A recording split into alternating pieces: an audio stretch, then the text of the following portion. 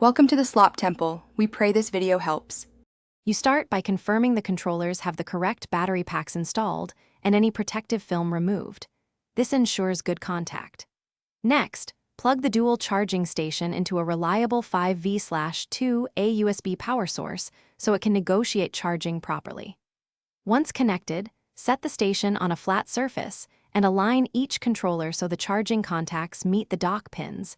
This prevents misalignment and intermittent charging. Make sure indicator LEDs are visible so you can monitor the status in the next step. Place each controller into its cradle gently. You should feel a light click or magnetic pull as contacts seat, which prevents poor connections. Keep an eye on the LED indicators. Typically red or amber means charging and green or blue means complete. Once done, the station will hold them safely without overcharging. Once docked, avoid powering or using the controllers, as that can extend charge time and confuse the charging circuitry. If you need quicker top-ups, perform short controlled cycles rather than repeated interruptions.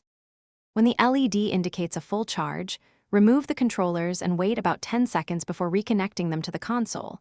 This helps the controller and console sync power states.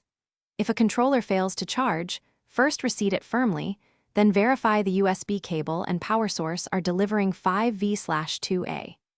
If issues persist, unplug the station for 10 seconds to reset its internal controller, then try again, and if available, test with a different controller to isolate whether the problem is the battery pack or the dock. Thanks for watching. Consider subscribing if we helped you.